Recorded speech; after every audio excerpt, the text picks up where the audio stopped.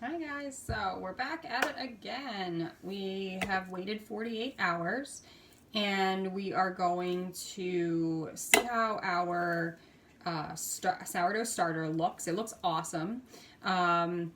We did have a ton of bubbles. We did a whole time elapse. Hope you got to see that.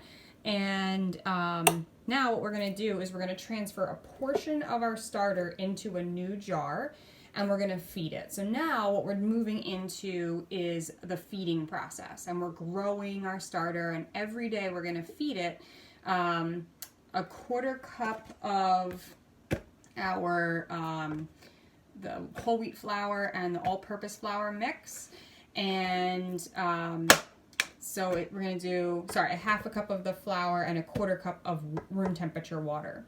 So that's what we're going to do. We're going to start to just feed it over time and continue it growing. And you can see around the outside some of that separation. So it's definitely time for us to get it going. I probably could have done it last night, but I wanted to wait closer to today just to give it a little bit more time to see what it was going to do. If I take off the fan here and open up the plastic wrap, I have a good smell going.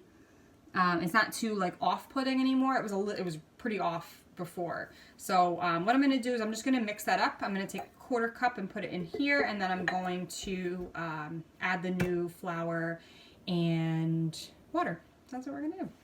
All right, so I have my wooden spoon here. Oh, that looks crazy. Crazy, crazy, crazy. All right, so you can see in there as I'm mixing it up. All right, so you can see inside the jar, it's nice and gooey. It had a lot of bubbles to it. So now what we're gonna do is we will move it over to the other jar. All right, so I have my quarter cup here. I'm just gonna take it, I'm gonna pour that into my jar. So remember, all of the good bacteria and yeast is inside of our mixture here. And essentially what we're going to do is we have to create a clean new environment for it to grow in. So we're going to add fresh water, fresh flour for it to feed off of and grow from. Okay? So that is going to look like this. We'll take, and we're getting, let's see, half a cup of our flour, and then we're going to use a quarter cup of the room temperature water. If you hear a little meow in a second, it's because my cat Pika just walked into the kitchen. Okay. Hey! Alright, so in goes my half a cup of flour. And then I'm going to grab my quarter cup of water.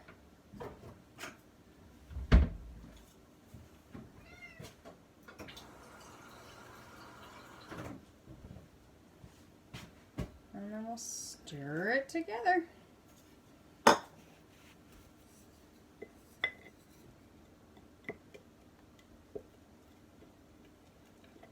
And we're looking for the same thing that we did the day before, right? So we're going to mix it all together. We're going to make sure that we get all of the dry flour from the bottom, get that all mixed in.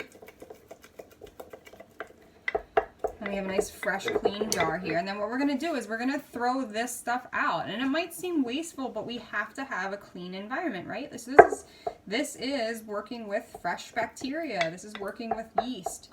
So we have to make sure that it's healthy and fresh.